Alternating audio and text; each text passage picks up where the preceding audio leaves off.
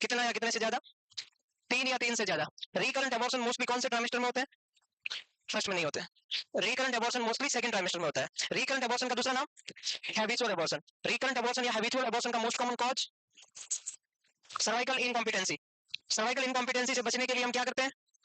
Cerclage operation. कौन सा operation? Cerclage operation. Cerclage operation कितने टाइप का होता है? 2 टाइप का होता है। कितने टाइप का? एक मैकडोनाल्ड, एक सिरोडकर। सही है। अब आप ये बताओ कि एक तो है एबॉर्शन का मोस्ट कॉमन कॉज आपने बताया सेकंड ट्राइमेस्टर में सर्वाइकल इनकॉम्पिटेंस। फर्स्ट ट्राइमेस्टर में मोस्ट कॉमन कॉज क्या है?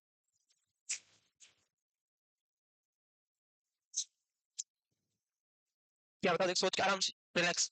मोस्ट कॉमन कॉज है जर्म प्लास्ट डिफेक्ट या एम्ब्रियोजेनिक डिफेक्ट या क्रोमोसोमल एब्नॉर्मलिटी एंड न्यूक्लियोपिडी, मतलब इसको बोल सकते हैं हम chromosomal abnormality. Most common. Second most common में आता है ट्राइसमी, वो भी एक क्रोमोसोमल का पार्ट है। फिर मोनोसोमी आता है। कुल मिला के क्रोमोसोमल है फर्स्ट ट्राइमेस्टर में, और सेकंड में सर्वाइकल इनकॉम्पिटेंस। हम पढ़े थे एबॉर्शन। एबॉर्शन में हमने टाइप पढ़े थे। एक था थर्टेन, आप बैठ जाओ।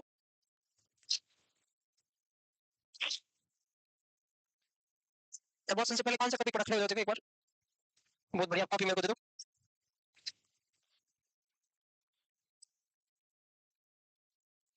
Very good. एबॉर्शन से पहले कौन सा टॉपिक था? Multiple pregnancy. What is heterotopic pregnancy? What is heterotopic? आप देखो रटे हुए, मैंने पढ़ा ही नहीं हेटेरोटॉपिक प्रेगनेंसी। हेटेरोटॉपिक प्रेगनेंसी मैंने कहां बोला सुपर फेकुंडेशन? ऐसा तो कुछ बोला ही नहीं, इसलिए बोलते हैं। मैं तो खुश हो रहा था कि मैंने नहीं पढ़ा, फिर भी तुम घर जाके पढ़ते हो, इसका मतलब बहुत अच्छी बात है, क्योंकि अभी वो टॉपिक आया नहीं था। हेटेरोटॉपिक में 2 डिजीज के बीच में डिसऑर्डर की बात चल रही, तो मैंने सोचा उस टाइम पढ़ाऊंगा जब वो सेकंड डिसऑर्डर आएगा। हेटेरोटॉपिक क्या होता है? आप ऐसे वो जो आप बोल रहे हो हेटेरोपैटर्नल सुपर फेकुंडेशन है, अलग है। एक menstruation cycle, different coitus act, different male partner और मल्टीपल प्रेगनेंसी, उसको बोलते हैं हेटेरोपैटर्नल सुपर फेकुंडेशन, वो अलग है। What is heterotopic? कौन बताएगा? अगर कोई घर जाके ईमानदारी से कोई पढ़ रहा है तो बता सकते हैं। मैम आप बता सकते हैं हेटेरोटॉपिक प्रेगनेंसी? नहीं? कोशिश करता हूँ जहां जहां से मुझे एक्सपेक्टेशन है। 2 लोगों से थी आपसे, और कोई और देखता हूँ, होंगे कोई जरूर घर जाके एक्स्ट्रा पढ़ने वालों में। हाँ सर, आप खड़े हो जाओ। CHO becoming nursing officer AIIMS, बताओ। Prove them wrong. मुझे गलत साबित करके दिखाओ कि हेटेरोटॉपिक प्रेगनेंसी आपने क्यों नहीं पढ़ाया। पहले बताओ हेटेरोटॉपिक प्रेगनेंसी क्या होती है? हेटेरो का मतलब अलग है, लेकिन अलग कुछ है, अलग है, अलग कुछ और है। आप बताओ देखिए। वेरी गुड, ये हुई ना बात, बहुत ही बढ़िया बात बोली। हेटेरोटॉपिक प्रेगनेंसी तो मल्टीपल प्रेगनेंसी होती है। 2 फीटस होंगे, एक यूट्रस से अंदर होगा, एक यूट्रस से बाहर होगा। एक होगी नॉर्मल, एक होगी एक्टोपिक। मल्टीपल प्रेगनेंसी में एक फीटस यूट्रस से अंदर होगा और दूसरा यूट्रस से बाहर होगा, उस प्रेगनेंसी को क्या बोलते हैं? तो एक्टोपिक आया नहीं था तो मैंने नहीं बताया। देखो तुम लोग, ये बंदा पढ़ के आया, वेरी गुड। बोल बताया होगा इनके लिए हेटेरोटॉपिक। रेसिस की स्पेलिंग भी याद होगी अब तो, पता होगी। इन्होंने मुझे मैसेज भी किया, सर यही है वो रेसिस, मैंने कहा यही है। इसका मतलब घर जाके सर्च भी किया बंदे ने। बहुत अच्छी बात है, आपके संस्कार बहुत अच्छे हैं। आपका नाम भी संस्कार होगा, तो वेरी गुड। चलो बैठो, सब बैठो। आप पढ़ के ही नहीं आते, फिर मैं क्या करूं? और क्या पूछूं? देखो बैक पेज देखना चाहिए। बैक पेज खाली है, ऐसा कैसे हो सकता है भाई? कितनी भी नहीं कॉपी हो, बैक पेज खाली होता है। हम आते हैं सबसे पहले बैक पे लिखते हैं अपनी, फिर समझना। और क्या पूछूं? ऐसा कौन सा क्वेश्चन पूछूं कि आप मेरे को बिल्कुल आप पढ़ने वाले लग रहे हो, और आपने आज आंसर ना देके मेरा दिल तोड़ दिया। मैं सच बता रहा हूँ, मेरे को बहुत ज्यादा बुरा लगा है, बट मैं कुछ कर नहीं सकता। हाँ, सच में आपने बहुत गलत किया। What is good boy nice girl orientation? Good boy nice girl orientation क्या होता है? क्या होता है? कौन बताएगा मुझे? Good boy nice girl orientation क्या होता है? ये कहाँ, इससे रिलेटेड है? ये नर्सिंग से नहीं है, पहले इतना बता दो। वाह, फिर तुमने क्या ही पढ़ाई? नर्सिंग से नहीं है, बहुत बढ़िया। कैसे लोगे तुम बेवकूफ? नर्सिंग से नहीं है, सच में नर्सिंग से नहीं है। ऐसे कैसे बोल रहे हो? पहली बात सुनो। अच्छा, आप सभी नए हो ना? यूट्यूब पे हमने जब क्लास ली थी, पीरियडिक पढ़ा था, तब पढ़ा रखा, आपको शायद याद होगा। लेकिन आपको अभी लेटेस्ट क्लास देखते होंगे तो नूशन नहीं देखा होगा। देखो, एक नाम है सिगमंड फ्रॉइड, नाम सुना है? एक एरिक्सन, नाम सुना है? एक का नाम है जीन पिगेट, क्या नाम है? सिगमंड फ्रॉइड ने बोला था किसी भी बंदे का साइको सेक्सुअल डेवलपमेंट कैसे होता है? कैसा डेवलपमेंट? साइको सेक्सुअल डेवलपमेंट कैसे होता है? ओ ए पी ए ले लो, गवर्नमेंट जॉब। ये तो हो गया किसका? साइको। एरिक्सन ने बोला था किसी का सोशल डेवलपमेंट कैसे होता है? Trust mistrust, autonomy shame doubt, initiative guilt, industrial बिगेरिटी, आइडेंटिटी और confusion, intimacy isolation, generativity stagnation and last क्या बचा? Integrity and despair. तो ये हो गया आपका सोशियल। जीन पिगेट ने ये बोला कि किसी भी पर्सन का ब्रेन कैसे डेवलप होता है, कॉग्निटिव डेवलपमेंट। आपने मारवाड़ी में कहावत सुनी होगी कि अकल 12 से नहीं आई तो 32 से। ऐसे हमारे बड़े बुजुर्ग बोलते हैं कि अगर 12 साल की एज में अकल नहीं आई तो 32 साल की एज में कभी। तो जीन पिगेट ने ये बताया था कि मैक्सिमम ब्रेन डेवलपमेंट कब हो जाता है, इधर। तो इसमें रेंज थी 0 से 2 साल, 2 से 7, 7 से 11, मोर देन 11। पढ़ा होगा आपने ये अच्छे से, sensory motor, pre operational, concrete operational, SP और फॉर्मल ऑपरेशनल। ये हो गया। अब एक और बच गया, इसका नाम था, किसको याद है?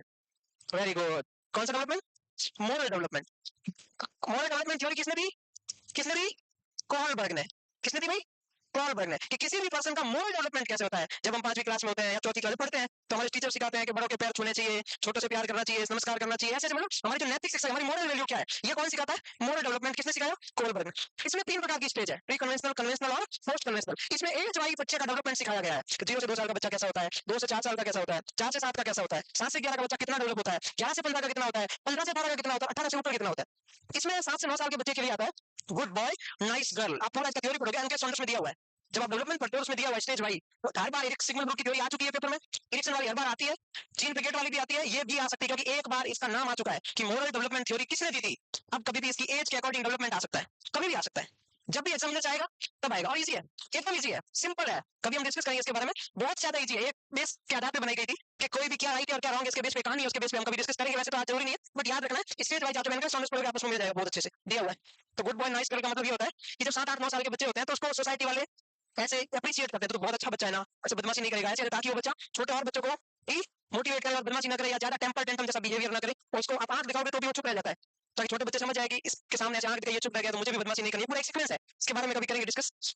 एबॉर्शन के बारे में हम कल ये बोल रहे थे कि ज्यादातर एबॉर्शन कौन से ट्राइमेस्टर में होता है? फर्स्ट ट्राइमेस्टर में। मैक्सिमम जो होता है वो फर्स्ट में ही होता है, सेकंड में जो भी होता है उसका रीजन अलग है, क्रोमोसोम एब्नॉर्मलिटी की वजह से होगा, वो कब होगा? फर्स्ट ट्राइमेस्टर में। ये पता आपको, ये लिख लिया था कि इस दुनिया में जितने एबॉर्शन होते हैं, देखो आप यहाँ लाइन को मिस मत करना पढ़ने में, ऐसे मत बोलना कि 100 फीमेल प्रेग्नेंट हुई तो 75 में एबॉर्शन हो जाएगा, नहीं।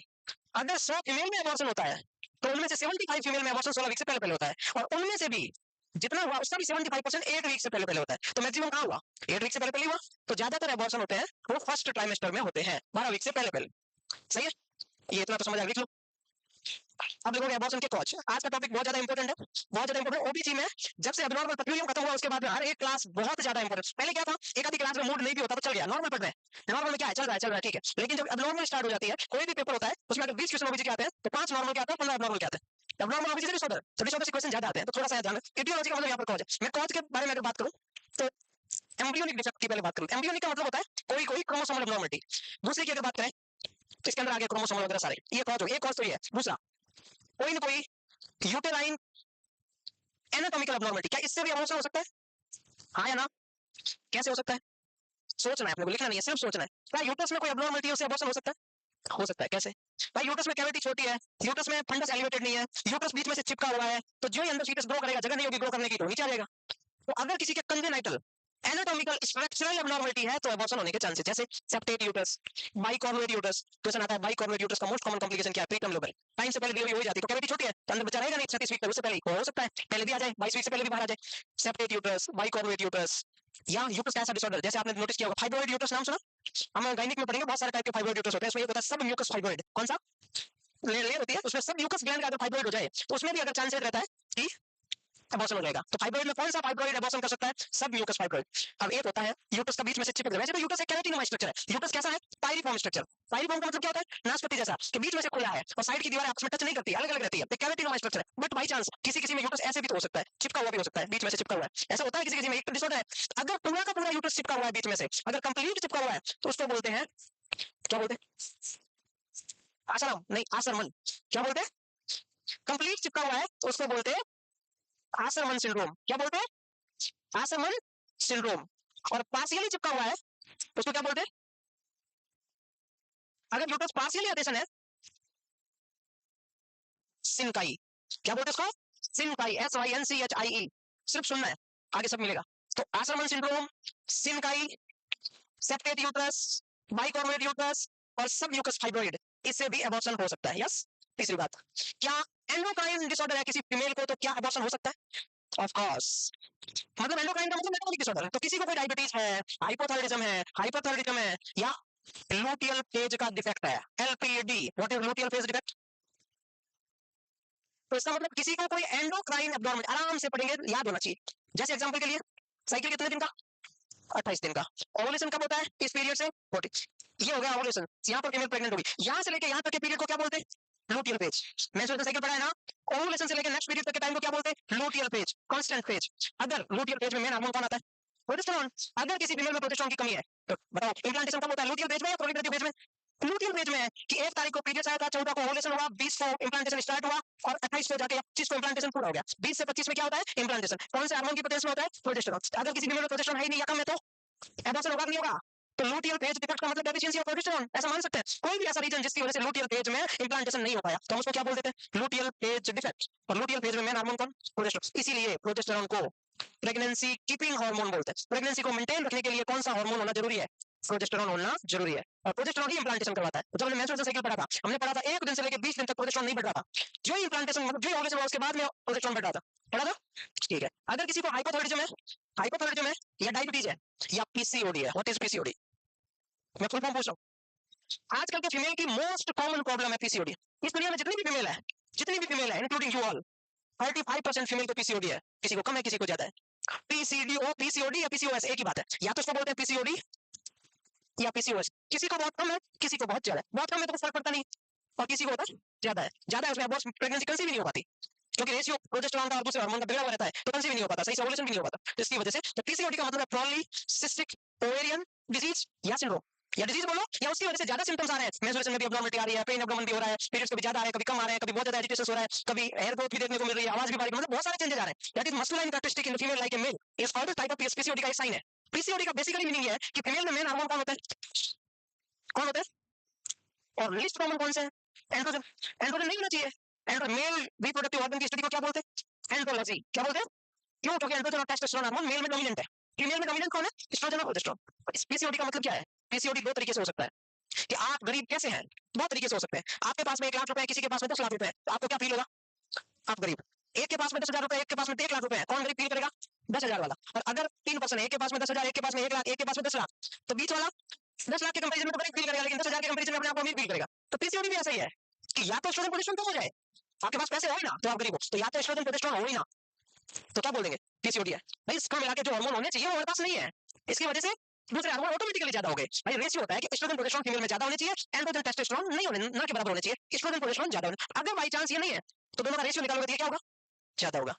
तो फीमेल में 1-2 बाल भी नजर आएगा, आवाज भी भारी होगी, होगा नहीं होगा ऐसा। मेंस्ट्रुएशन साइकिल में भी अब्नॉर्मलिटी देखने को मिलेगी है ना, इसको बोलते हैं पीसीओडी। अब दूसरा ये पूरे हैं लेकिन एंड्रोजन ज्यादा है किसी में तो भी रेशियो बिगड़ा नहीं बिगड़ा। तो अगर किसी फीमेल में एस्ट्रोजन प्रोजेस्टेरोन पूरा है लेकिन उसमें एंड्रोजन ज्यादा है तो भी उसको क्या हो सकता है पीसीओडी, क्योंकि दोनों का रेशियो भी तो मेंटेन रहना चाहिए। एंड्रोजन बहुत कम होना चाहिए लेकिन वो ज्यादा है तो भी क्या हो सकता है पीसीओडी हो सकता है। पीसीओडी का पहला ट्रीटमेंट है लाइफ स्टाइल मॉडिफिकेशन। क्योंकि कोई भी सेक्स हार्मोन कहां से बनता है, मैं आपको स्ट्रेस दूर करने का तरीका बताऊं, बहुत मुश्किल है मैं बता रहा हूं। कोई भी सेक्स हार्मोन कहां बनता है एड्रिनल कॉर्टेक्स से। कहां से बनता है मेनली जो male sex hormone secondary sex hormone बोलते हैं इसको। एस्ट्रोजन प्रोजेस्टेरोन कहां से बनता है एड्रिनल कॉर्टेक्स की इनर लेयर जिसका नाम है रेटिकुलरिस, वहां से बनता है। और एड्रिनल कॉर्टेक्स की मिडिल लेयर जिसे हार्मोन निकलता है कॉर्टिसोल। मतलब कुल मिलाकर आप याद रख लो कि sex hormone secondary sex hormone जो बनता है वो एड्रिनल कॉर्टेक्स से बनता है। जब किसी को पीसीओडी है क्यों तो कुछ तो प्रॉब्लम है तो स्ट्रेस लेगी। अगर वो स्ट्रेस लेगी एक्सरसाइज नहीं करेगी लाइफस्टाइल अच्छी नहीं है खान पान ब्रेकफास्ट एक्सरसाइज सब कुछ ठीक नहीं है तो उसकी बॉडी पे क्या आएगा स्ट्रेस आएगा। स्ट्रेस आता है तो एड्रिनल कॉर्टेक्स स्टिमुलेट होती है और क्या निकलेगा ये हार्मोन और निकलेंगे और ज्यादा प्रॉब्लम होगी। तो पीसीओडी का पहला ट्रीटमेंट आप डॉक्टर के पास जाओगे आपको ये बताएंगे लाइफस्टाइल, चेंज योर लाइफस्टाइल। अच्छी एक्सरसाइज करनी है, हेल्थी डाइट लेना है, स्ट्रेस फ्री एनवायरनमेंट जितना हो सके अपने आप को खुश रखने की कोशिश करना है। आपकी बॉडी में हेल्थी हार्मोन रिलीज होगा, एंडोर्फिन रिलीज होगा, है ना, ये आपको हैप्पी रखता है। एक्सरसाइज से इंसान खुश क्यों होता है क्योंकि एंडोर्फिन रिलीज होता है तो इससे इंसान में हैप्पीनेस आता है। सेरोटोनिन जिसको बोलते हैं 5 हाइड्रोक्सी ट्रिप्टोफैन, सेरोटोनिन से हैप्पी हार्मोन। इससे कौन सा हार्मोन निकलता है सेरोटोनिन, इससे इंसान खुश रहता है, खुश रहता है तो वजन होता है, ब्लड फ्लो बढ़ता है तो आपको हाइपरटेंशन की दिक्कत नहीं आती। तो पीसीओडी का पहला ट्रीटमेंट है लाइफ स्टाइल मॉडिफिकेशंस। दूसरा फिर आता है नंबर ओरल ड्रग्स जो कमी है। अब मेरे को ये बताओ एक छोटा सा क्वेश्चन है कि एक फीमेल है जो अभी प्रेग्नेंट नहीं होना चाहती और उसको पीसीओडी भी है, उसको हिर्सुटिज्म है। क्या है हिर्सुटिज्म है, हिर्सुटिज्म का मतलब क्या होता है उसके फेस पे हेयर ग्रोथ है थोड़ी बहुत। हिर्सुटिज्म का मतलब होता है मेल जैसे भी है जैसे कुछ 1-2 बाल भी है तो हम हिर्सुटिज्म बोल देते हैं उसको। हिर्सुटिज्म है उसको कॉन्ट्रासेप्टिव भी लेना है, हिर्सुटिज्म का भी इलाज होना चाहिए, कॉन्ट्रासेप्शन भी होना चाहिए। बताओ कौन सी फर्स्ट चॉइस है। और ये एज इट इज क्वेश्चन मैंने पहले भी बोला था, ये एज इट इज 7 में भी आया था और नॉट 7 में भी बोला था कि ऐसा कभी आपसे डिमांड कर सकता है एग्जामिनर। अगर आपका कॉन्सेप्ट ठीक है तो सही होगा और ये एज इट इज वर्ड बोला हुआ है एग्जाम से पहले। अरे हिर्सुटिज्म का मतलब है हार्मोनल इंबैलेंस। जब किसी फीमेल में हार्मोनल इंबैलेंस लेंगे ओसीपी, ओसीपी का मतलब है जिसमें हार्मोन होता है एस्ट्रोजन और प्रोजेस्टेरोन दोनों होते हैं। तो पीसीओडी का ट्रीटमेंट क्या है दूसरे नंबर पे ड्रग्स। हम ओसीपी से भी पीसीओडी को ठीक कर सकते हैं। तो जिस किसी फीमेल में ओसीपी जो पीसीओडी होता है उसमें ये ड्रग देते हैं, हार्मोनल ड्रग देते हैं। पहला लाइफस्टाइल, दूसरे नंबर पे क्या आता है पीसीओडी। हाँ वो वही, अरे वो ओसीपी ना, पीसीओडी में ओसीपी थे, इससे भी नहीं हुआ, सिस्ट बन गई और लंबे समय से आप हाइपोथैलेमस, एंटीरियर पिट्यूटरी और फिर ओवरी। कभी भी किसी भी फीमेल में मेंस्ट्रुएशन साइकिल नॉर्मल कब रह सकती है? जब उसका एचपीओ एक्सिस नॉर्मल हो। कौन सा एक्सिस नॉर्मल हो? एचपीओ एक्सिस नॉर्मल हो। एचपीओ का मतलब हाइपोथैलेमस, पिट्यूटरी, ओवरी। हाइपोथैलेमस से निकलता है जीएनआरएच, पिट्यूटरी से निकलता है एफएसएचएलएच और इससे निकलता है एस्ट्रोजन। 5 हार्मोन मेंस्ट्रुएशन साइकिल को रेगुलेट करते हैं। तो ये तीनों अगर नॉर्मल है, हाइपोथैलेमस में कोई डिसऑर्डर नहीं, पिट्यूटरी में कोई दिक्कत नहीं, ओवरी में कोई दिक्कत नहीं, तो जब किसी फीमेल में पीसीओडी होता है तो ये हार्मोन का बैलेंस बिगड़ जाता है, तो उसकी वजह से स्ट्रेस का रिलीज तो होता ही है। आपने नोटिस किया होगा, क्वेश्चन करोगे नॉट सेट 8 में क्वेश्चन 100% आएगा, लो की लकीर है, पीसीओडी में कौन सा हार्मोन इंबैलेंस होता है? पीसीओडी में एलएच बढ़ा हुआ मिलता है। आप बोलोगे सर एलएच बढ़ा हुआ है, ओवुलेशन तो ज्यादा होना चाहिए। अरे ओवरी को स्टिमुलेशन मिल रहा है लेकिन पीछे से और स्टिमुलेट कर रही है, एलएच कहां से निकलता है? एंटीरियर पिट्यूटरी से निकलता है। तो दिक्कत किसमें? पीसीओडी का मतलब क्या है? दिक्कत इन ओवरी। भाई पीसीओडी का मतलब क्या है? मेनली दिक्कत इन ओवरी, ओवरी में प्रॉब्लम है। तो नेगेटिव फीडबैक क्या होता है? इसमें दिक्कत है तो मैसेज गया, वो दोनों प्रिंसिपल और टीचर अपना सीक्रेशन खूब डाल रहे हैं, ओवुलेशन नहीं हो रहा है, इसकी वजह से एलएच ज्यादा आ रहा है भर भर के, लेकिन ओवरी के अंदर सिस्ट बन गई, PCOD, polycystic ovarian disease, ovary के अंदर दिक्कत है, तो एलएच तो बढ़ा हुआ मिलेगा, एस्ट्रोजन नॉर्मल मिलेगा, प्रोजेस्टेरोन नॉर्मल मिलेगा, एफएसएच भी नॉर्मल मिलेगा, नहीं बढ़ता क्योंकि फॉलिकुलर जेनेसिस प्राइमरी इफेक्ट है, नहीं हो पाता, लेकिन एलएच बढ़ा हुआ मिलेगा।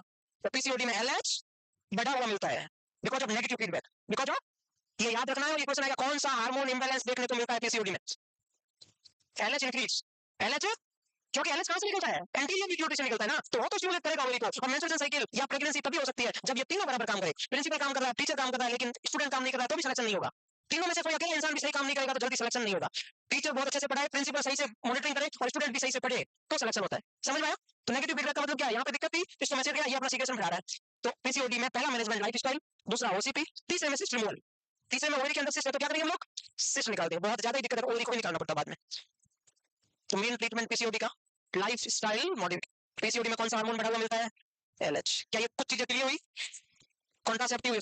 अब देखो एक छोटा सा क्वेश्चन है, क्या किसी एक फीमेल है जिसको पीसीओडी है, सुनना मेरा क्वेश्चन, तो उसको कौन सी ओरल कॉन्ट्रासेप्टिव नहीं, मतलब देंगे कॉन्ट्राइंडिकेशन नहीं देंगे तो 0% इफेक्टिव है? ओरल पूछ रहा हूँ, कौन सी ओरल कॉन्ट्रासेप्टिव 0% इफेक्टिव है, देंगे तो उसको ना तो 1% भी पीसीओडी में फायदा नहीं करेगी।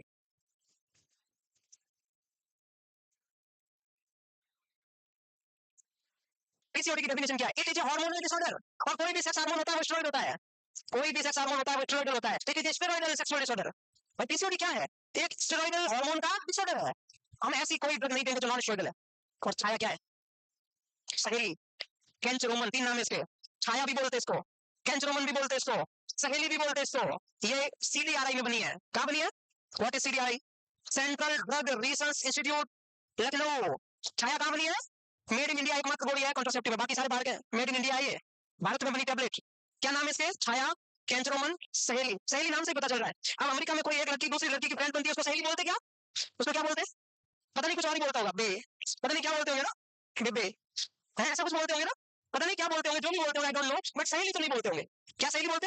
ये सहेली एक प्योर देसी वर्ड है, प्योर हिंदी वर्ड है। सहेली का मतलब होता है सखी। एक लड़की की दूसरी लड़की फ्रेंड होती है, उसको सहेली बोला जाता है। तो एक लड़की की सबसे अच्छी फ्रेंड कौन है? छाया। अब किसी ने बोला ये छाया क्या है, सहेली क्या है, तो बाहर से कोई आई इंडिया में आने लग गई, तो उसने बोला मेरे को नाम नहीं आता, तो उसको बोला तो कैंच रोमन ले ले, उसका नाम बदल दिया थोड़ा, कैंच रोमन भी बोलते हैं इसको। क्या बोलते हैं? कैंच रोमन। सहेली। छाया क्या है? Non steroidal, non hormonal, oral contraceptive. ये वर्ड एज इट इज याद रखना है, non steroidal, non hormonal, oral. PCOD में ये 0% इफेक्टिव है, ये नॉर्सेट 8 की डिमांड हो सकती है क्वेश्चन। हालांकि पहले 3 मंथ तक वीक में 2 टैबलेट देते हैं इसको। कितना? वीक में 2, पहले 3 मंथ तक। फिर भी इसका दूसरा नाम है वंस ए वीक पिल। कौन सी टैबलेट को वंस ए वीक पिल बोलते हैं? इसी का चौथा नाम है वंस ए वीक। तो इसके कितने नाम हो गए? 4। हालांकि 3 महीने के बाद में वीक में एक ही देनी है, लेकिन पहले 3 महीने वीक में देते तो 2 है, लेकिन परमानेंटली वीक में एक ही लेना है 3 महीने के बाद, इसीलिए इसका नाम हो गया वंस ए वीक। आप में से कोई एक कैंडिडेट मुझे बता सकता है इसमें फॉर्मूला क्या होता है?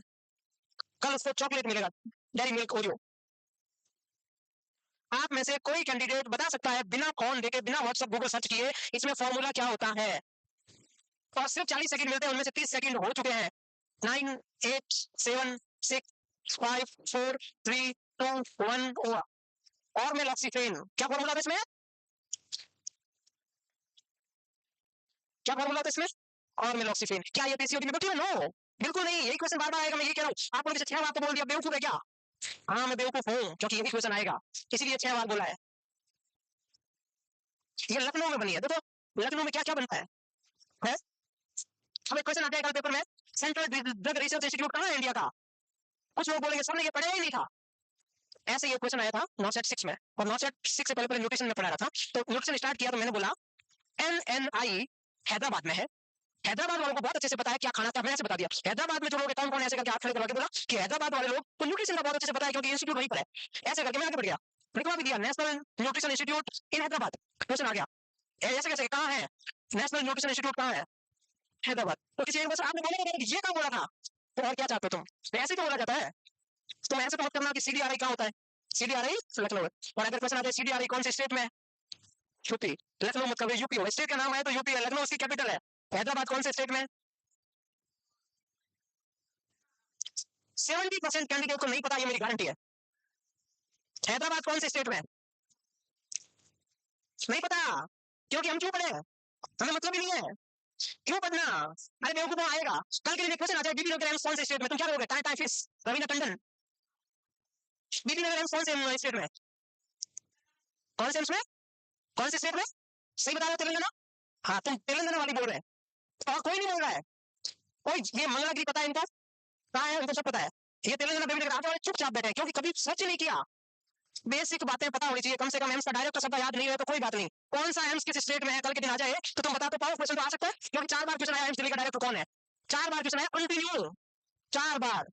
कुछ लोग बोले बार बार क्यों दे रहे हो, मैंने तुम बोला मुझे भी तो कोई जाने, हर बार का आंसर था रणदीप गुलेरिया, अब नहीं है, अब नहीं है। जिस समय रणदीप गुलेरिया डायरेक्टर थे उस समय 4 बार कंटिन्यू आया था क्वेश्चन। तो ये पहुंच है, बहुत सारी चीजें आपको बतानी पड़ती है क्योंकि नर्सिंग में और चीजें आती है, बहुत सारी चीजें आती है, हम उसको हल्के में लेते हैं, वो बात अलग है। छोटा सा क्वेश्चन है कि इंडिया में टोटल यूनाइटेड टेरिटरी कितने हैं, तुम्हारे 1 मिनट में मुंह बंद हो जाएगा। यूनाइटेड टेरिटरी मतलब केंद्र शासित प्रदेश। इतनी सी क्लास में कोई 8 बोल रहा है, कोई 9 बोल रहा है, तो पेपर में तो सब गलती करेंगे। आपको होमवर्क है, कल लोग 9 है तो 9 के नाम बताना, 8 है तो 8 के नाम बताना। केंद्र शासित प्रदेश स्टेट कितने हैं,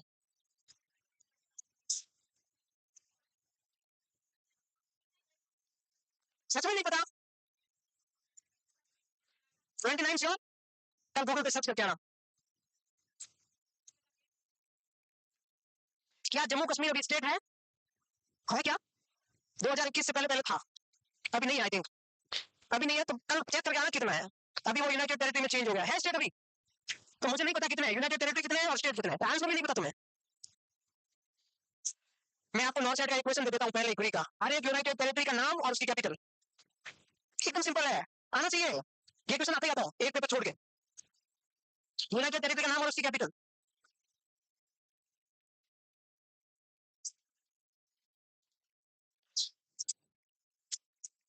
जल्दी लिखो प्लीज। ये हो गया कॉज पहला। कितना ज्ञान देना पड़ता है तुम्हें, कितना। देखो सिलेक्शन नॉर्थ साइड में सिर्फ किताबें पढ़ने से नहीं होगा, खुश होकर जिस दिन आपको पढ़ने में आनंद आएगा ना, चाहे रोजाना 3 घंटा पढ़ना, 10 घंटे मत पढ़ना। एक होता है क्यों पढ़ना पड़ रहा है, दो टाइप के रिलेशनशिप होते हैं, आप जानते होंगे, इसके बारे में क्या बताऊं। एक निभाना पड़ रहा है, एक निभाने में आनंद आ रहा है, समझ आओ। एक पढ़ना पड़ रहा है और एक पढ़ने में ज्यादा टाइम किसमें स्पेंड करोगे, पढ़ने में अच्छा लग रहा है, बस समझ आओ। तो study is relationship in which feeling good. आगे बढ़ो, आगे बढ़े, खत्म, ये हो गया नेक्स्ट वॉच। प्लीज जल्दी लिखो ना, ऐसे क्या कर रहे हो, चुप रहो, चुप रहो प्लीज, लिखो अब। मेरा कोई नहीं जाता, मैं क्यों मेरा गला खराब करूं, मैं मेरा टॉपिक आऊंगा पढ़ाऊंगा चला जाऊंगा, मैं चाहता हूं तुम अभी क्वेश्चन आंसर याद मत करो, बस एक चीज कर लो, जो जो क्वेश्चन मैं बोलूं वो लिख लिया पीछे वाले पेज में। अब भी तुम घर बैठ के पीछे 15 दिन बचेंगे ना एग्जाम में, वो चीजें देख लेना, क्वेश्चन गूगल पे सर्च करके चले जाओ तो भी काम हो जाएगा आपका। तो आंसर याद नहीं हो तो कोई बात नहीं, क्वेश्चन लिख लो बस कि ये आ सकता है, फिर भी तुम हल्के में ले रहे हो, मेरे को क्या लेना देना। मैं आऊंगा ये प्राइस भी पढ़ा के चला जाऊंगा, फिर आगे बढ़े। एंडोक्राइन मतलब कोई कोई एंडोक्राइन डिसऑर्डर, जैसे ग्लूटियल पे समझ गए ना, ग्लूटियल बेस डिफेक्ट, थायराइड का कोई हाइपो हाइपो दोनों लिख देना। और दोनों भी पूछ रहे तो मोस्ट क्या हाइपो, हाइपो में से कौन था हाइपो, डीएम का मतलब diabetes mellitus, PCOD, decrease cholesterol.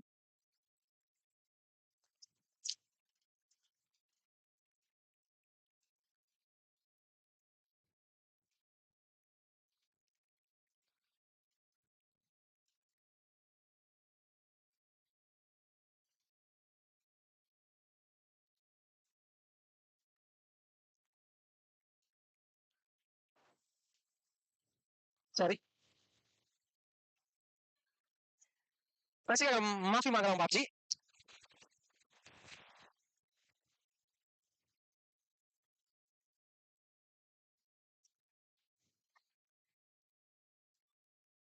Done, आगे बढ़े। पक्का, पर हो गया ना।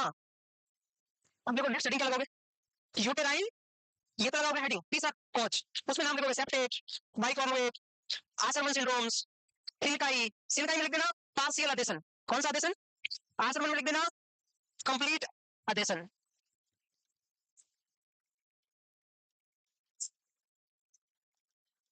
ए बातें नहीं, आगे बढ़े। यूटेराइन एब्नॉर्मलिटी में पांच चीजें लिखोगे, सेप्टेट यूट्रस, बाइकॉर्नुएट यूट्रस, सब यूट्रस फाइब्रॉइड, आसरमन सिंड्रोम क्या? चार नंबर पे, पांचवे पे सिल्काई। सिल्काई का मतलब होता है पार्शियल अडेशन, एसरमन सिंड्रोम का मतलब होता है कंप्लीट अडेशन। पांच नाम लिखने हैं आपको लाइन से, इधर चाहे कैसे भी लिखे हैं ऊपर नीचे डजंट मैटर, अपना मैटर ध्यान रखना। हम्म, क्या? सर्जरी, सर्जरी, लास्ट सर्जरी, क्योंकि पीसीओडी का मतलब एक सिस्ट बन रही है, तो सिस्ट रिमूव करना ही पड़ेगा, और उसके बाद भी हार्मोनल टैबलेट लेनी पड़ेगी, वरना अगेन सिस्ट बन जाएगी। सर्जरी के बाद भी लाइफ स्टाइल तो चेंज करना ही करना अपने को, नहीं तो वापस सिस्ट बन जाता है।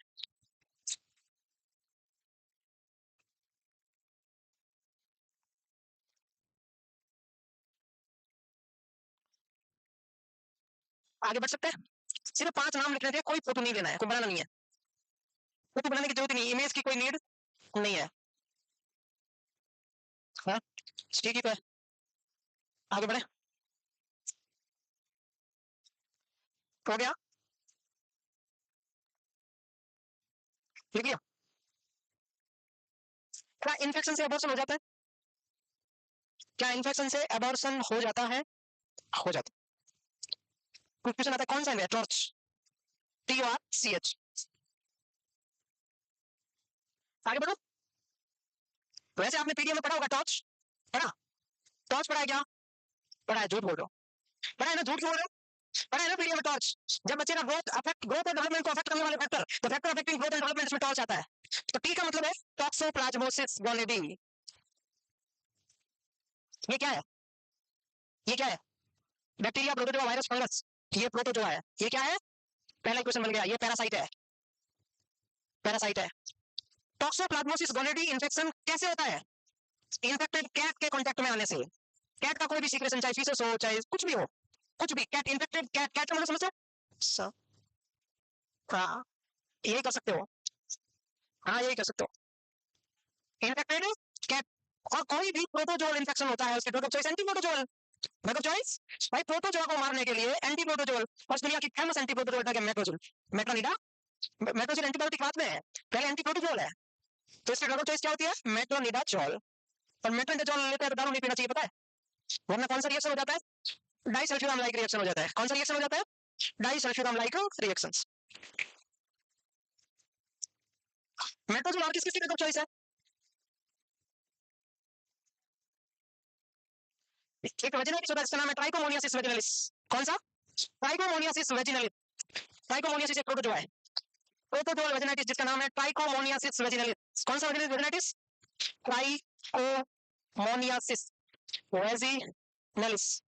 ये एक प्रोटोजोआ होता है, इसी वजह से जो वेजिनाइटिस होता है उसको बोलते हैं प्रोटोजोल वेजिनाइटिस, है ना? प्रोटोजोआ की वजह से हो रहा है। इसके दो खास फीचर्स होते हैं, आपको ऑलरेडी पता है। Strawberry vagina, green colour secretions. Strawberry vagina, और इसकी ड्रग ऑफ चॉइस भी क्या है? मेट्रोनिडाजोल। एक डिसऑर्डर आपको याद होगा, याद है किसी को? And अमाइबा histolytica. नॉर्मली लोगों में पेट दर्द ज्यादा होता है, गांव में आ गई, तो उसका कोड होता है प्रोटोजोआ। और कभी देखना गांव में किसी को भी पेट दर्द होता है ना, तो कंपाउंडर होता है ना, तो मेट्रोजिल देता है कि उसको ये नहीं पता इसकी ड्रग चॉइस है, उसको इतना पता है ये सस्ती आती है, कंपाउंडर ट्रीटमेंट कर देना 150 रुपए में। और डॉक्टर की फीस फीस 200 होती है, 400 रुपए टेस्ट होता है, 1000 की टैबलेट होती है। इसलिए गांव के लोग कभी भी डॉक्टर के पास नहीं जाते, ये आपने नोटिस किया होगा। गांव के लोग कहाँ जाते हैं? कंपाउंडर, जो एकदम बेसिक बराबर बैठ रहता है, हटी हुई चेयर, उसके ऊपर स्टूल साइड में पड़ा है, एकदम पुराना सा टेबल, पुरानी सी टॉवल इसके ऊपर है ही नहीं, और एकदम बेसिक, हाथ लगा तो डस्ट की डस्ट आ रहा है, बेचारा कहाँ से इतना करे, क्योंकि पैसे तो आपसे 100 रुपए ले रहा है, और डॉक्टर की फीस भी 200 रुपए होती है। तो गांव में अंदर जो भी कंपाउंडर होता है ना, वो ये नहीं देखता कि क्या इफेक्ट होगा, वो अपना ट्रीटमेंट कम पैसों में करता है, इसलिए उसका काम चलता है। तो उसका एक बेनिफिट भी है, हालांकि सारे कंपाउंडर को नहीं पता कि ये इसकी ड्रग ऑफ चॉइस मेट्रोनिडाजोल है। तो कभी कभी बोलते हैं कि भोलों के भगवान होते हैं। किसके भगवान होते हैं? भोले मतलब जो दिल से सच्चे होंगे भगवान। तो एंड हमारे हिस्टोरी का पेट प्रॉब्लम बार बार होता रहता है किसी का, तो उसमें उसकी ड्रग ऑफ चॉइस भी यही है, तो ये कई बार कंपाउंडर को बचा लेता है, तुरंत तैयार कर देता है, फिर वो पूरे दिन पेशेंट किसने मेरे को ऐसी गोली दी 10 रुपए में मैं रेडी, और डॉक्टर ने दी सेफ्रोक्सिम 500 रुपए की, कुछ नहीं हुआ। किस्मत है। एंड अमाइबा हिस्टोलाइटिका एक प्रोटोजोआ होता है, तो उसकी वजह से पेन एब्डोमेन होता है। उसकी ड्रग ऑफ चॉइस भी क्या है? मेट्रानिडाजोल। ये भी याद रखना है, फीको रूप से फैलने वाली बीमारी। और दूसरा ओ का मतलब होता है अदर। अदर में सारे इन्फेक्शन आ जाते हैं, टीबी हो गया, यूरियोप्लाज्मा हो गया, ब्रूसेला हो गया, एचआईवी हो गया। आर का मतलब क्या है? प्रेगनेंसी का सबसे डेंजरस वायरस इन्फेक्शन है। अगर किसी को प्रेगनेंसी में रुबेला हुआ तो हो सकता है अबॉर्शन करवा भी दे, और नहीं करवाया तो फिर आपको करवाना पड़ेगा, या तो अपने आप हो जाएगा, नहीं करवाया तो प्लीज हॉस्पिटल जाके करवा लो, नहीं तो बच्चे को बेनिफिट नहीं होगा, तो जिंदगी भर भुगतेगा। उसको हो जाता है कंजेनाइटल रुबेला सिंड्रोम। क्या हो जाता है? कंजेनाइटल रुबेला सिंड्रोम में 3 साइन आते हैं मेन। कितने? ट्राइड। ट्राइड का मतलब क्या होता है? 3। एक तो उसकी जन्मजात आंखें खराब, जन्मजात कान खराब, और पीडीए। क्या हो जाता है? पेटेंट डक्टस, पढ़ना होगा, आपने पढ़ लिया आप तो। PDA, congenital cataract, deafness. और क्वेश्चन ये भी आ सकता है, कौन सा डिफनेस? Sensory neural deafness.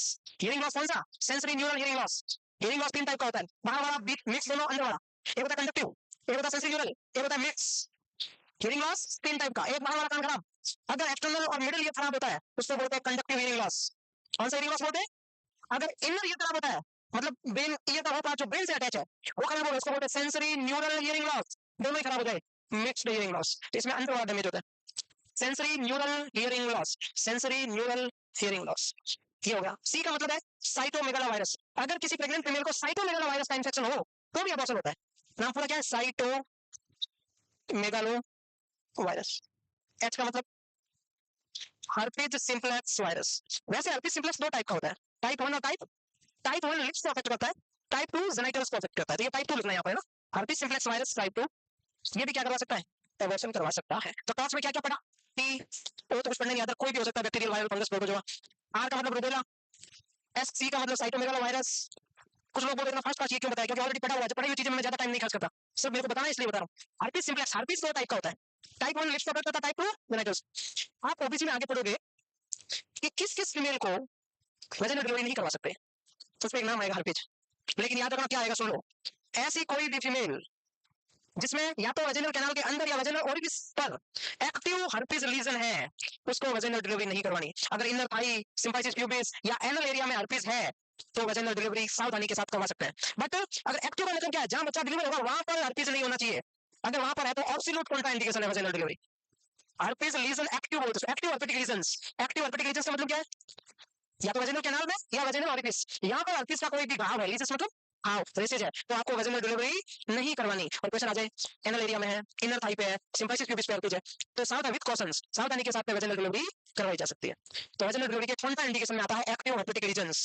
जब आप पढ़ोगे ना सीपीडी, आपने पढ़ा सीपीडी, याद आ रहा किसी को? सीपीडी क्या था? Vaginal delivery contraindications. तो वैसे ही ये दूसरा कॉन्ट्राइंडिकेशन आ गया। तो जब तक हम सिजेरियन सेक्शन तक पहुंचेंगे तो आपको बहुत सारे कॉन्ट्राइंडिकेशन पता चल जाएंगे कि कब कब वेजिनल डिलीवरी नहीं करवानी। टाइप 2 प्लेसेंटा प्रीविया होता है, पोस्टीरियर उसमें नहीं करवाते, टाइप 4 में नहीं करवाते, टाइप 3 में भी सावधानी के साथ अगर करवाते हैं तो ऐसी बहुत सारी चीजें जो आगे बढ़ोगे को पता चल जाएगा कब करवाना और कब नहीं कर। हर्पीज सिम्प्लेक्स की ड्रग ऑफ चॉइस क्या होती है? कौन सी ड्रग ऑफ चॉइस होती है? ए साइक्लोविर। अगर क्वेश्चन आ जाए चिकन पॉक्स की ड्रग ऑफ चॉइस क्या है? ए साइक्लोविर। क्योंकि चिकन पॉक्स भी कहीं ना कहीं इसका छोटा भाई है, इसकी सेम फैमिली से रिलेट करता है। Chicken pox varicella zoster virus का नाम, क्या नाम है? तो वेरिसेला जोस्टर का दूसरा नाम होता है ह्यूमन हर्पीज टाइप 6। किसकी वजह से थोड़ा बहुत हर्पीज से मैच करता है वो, इसलिए उसकी भी ड्रग ऑफ चॉइस क्या है? ए साइक्लोविर। हर्पीज सिम्प्लेक्स में टेस्ट करते हैं, उसको बोलते हैं जैंक स्मीयर। कौन सा स्मीयर? टी साइलेंट होता है, जैंक स्मीयर। कौन सा स्मीयर? बाई चांस आ जाए कल के दिन। हर्पीज का दूसरा नाम क्या है?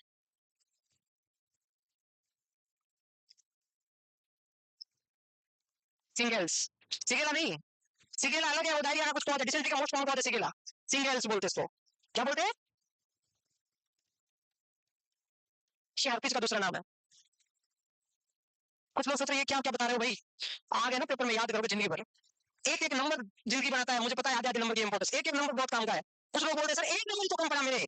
बेवकूफ, तूने पूरी जोर लगा दिया था उस एक नंबर के लिए, सारी कॉपी किताबें नोट्स टाइम प्रेयर सब कुछ कर लिया था, एक नंबर तो कम पड़ा ना, तो एक नंबर ही सब कुछ है। ऐसे नहीं मानना कि एक नंबर कम पड़ा, एक एक नंबर इंपॉर्टेंट, हल्के में नहीं लेना, बिल्कुल सबने लिख लिया।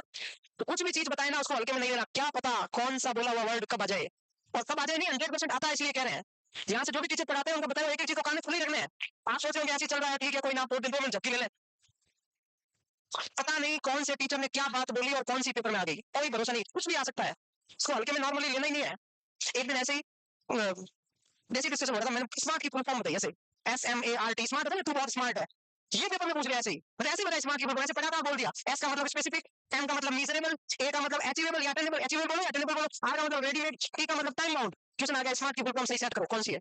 अभी लेटेस्ट पेपर में था, है ना, अभी कोई पेपर में कह रहा हूँ, जो इसमें तो होगा मॉडल में, तो बाकी ओरिजिनल पेपर में दिखा किसी में, पर ऐसे ही मतलब काम आप सोचते स्मार्ट बोला, ऐसे बोल दिया स्मार्ट का मतलब आ सकता है कहीं पर भी, हल्के में नहीं सोचना। ये लिख लिया था टॉर्च। अच्छा एक क्वेश्चन पूछो, एचपीवी का दूसरा नाम क्या है? Human papilloma virus. एक मिनट चुप रहना मैम, आपको शायद पता होगा, मुझे ऐसा लग रहा है। हाँ, और किसी से पूछ रहा हूँ, एचपीवी नाम सुना, ह्यूमन पैपिलोमा वायरस, पता है ना किसी को?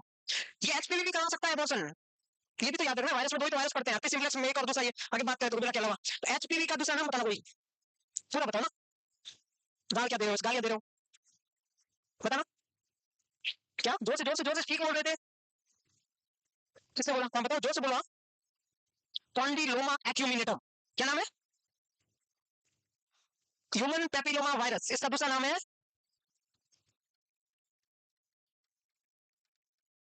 अब मैं क्वेश्चन, इसमें 5 क्वेश्चन पूछ रहा हूँ जो मेरे से रिलेटेड टॉपिक है, तो भी है, पूछ सकता हूँ 5 या 10 भी। एचपीवी कौन सा डिसऑर्डर करता है, कौन सा डिसऑर्डर करता है? कैंसर सर्विक्स, क्या करता है?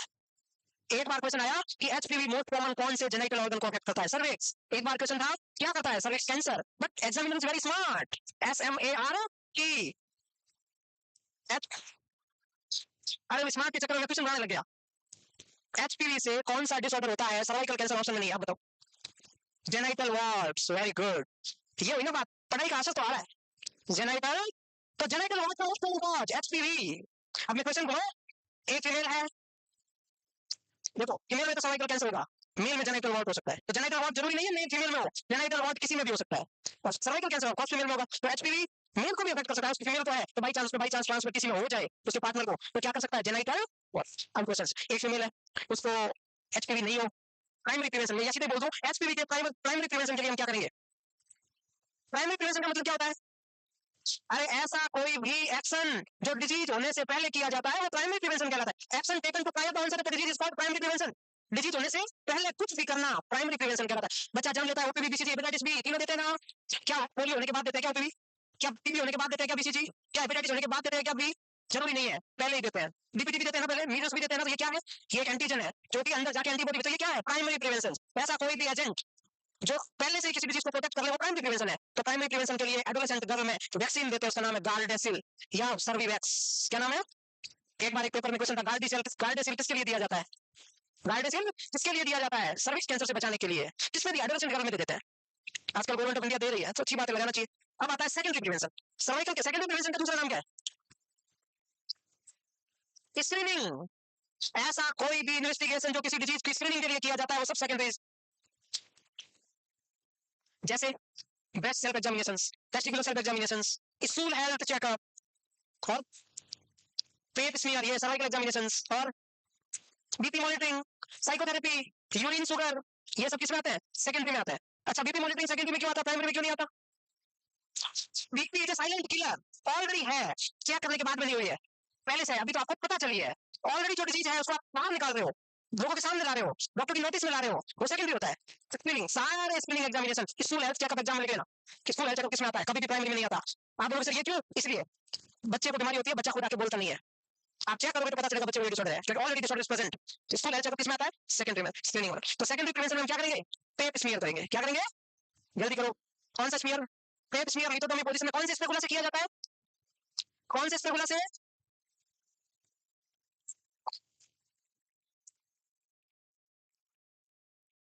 अच्छा सर्विक्स को रिमूव करना क्या कहलाता है? सर्विक्टोमी। यूट्रस को निकालना यूट्रस्टोमी। फैलोपियन ट्यूब को निकालना फैलोपियन ट्यूबेक्टोमी। यूट्रस को निकालना हिस्टेरेक्टोमी। और यूट्रस का इन्फ्लेमेशन हिस्टाइटिस, मेटाइटिस, देखो क्या क्या है, इन्फ्लेमेशन का नाम अलग, लेयर का नाम अलग, निकालने को अलग बोलते हैं। यूट्रस का इन्फ्लेमेशन मेटाइटिस, निकालना हिस्टेरेक्टोमी। समझ में आया? सर्विक्स का इन्फ्लेमेशन सर्विसाइटिस, निकालना कोनाइजेशन। सर्विक्स से कौन से ऑर्गन कैसा होता है, और सर्विक्स का निकालना कहता है कोनाइजेशन। आ सकता है ना सवाल कभी भी? चलो अपने आओ टॉपिक पे, ठीक है सबने? ज्ञान देने को दे तो बहुत पढ़ा है, सुबह हो जाए कभी कभी तो ऐसे है, बट ज्ञान थोड़ा लिमिट में रहे उतना ही अच्छा है। आगे बढ़े, आगे बढ़े। देन इम्यूनोलॉजिकल, इम्यूनोलॉजी की वजह से भी अबॉर्शन हो सकता है। वाह भाई, स्पाइक कितना में खूब पोटेंशियल है, ओ में खूब पोटेंशियल है, लेकिन इस पर वो मिले तो मैं तेरे साथ नहीं रहूंगा। मैं तेरे से क्या हो गया, दोनों के एंटीजन एंटीबॉडी कॉम्प्लेक्स मैच नहीं करे, 2-4 दिन साथ रहे, उसके बाद में पता चला नहीं तुम्हें काम करनी है, तू जा, तू नहीं कोई, मतलब कहने का मतलब 2-4 दिन बाद में जो स्पर्म आएगा उसके साथ बात करेंगे, तो हो सकता है उस दिन बीमार स्पर्म हो, ओ फॉर्म हो, कुछ भी दिक्कत हो। इम्यूनोलॉजी का मतलब होता है दोनों में आपस में कोई ऐसा फैक्टर जो दिक्कत कॉज करे। ब्लड ग्रुप बहुत रेयर है, ऐसा बहुत कम देखने को मिला है कि ब्लड ग्रुप अलग होता है बहुत समझ है, बट ऐसी एक रिसर्च है कि ऐसा हस्बैंड जिसका ब्लड ग्रुप ए और वाइफ का ओ, तो थोड़ा सा चांस ज्यादा है। जरूरी नहीं है तुम ऐसे देख के कल कुंडली मिलाओ कि तेरा ए मेरा ओ, ए ओ जा, ये जस्ट एक रिसर्च है।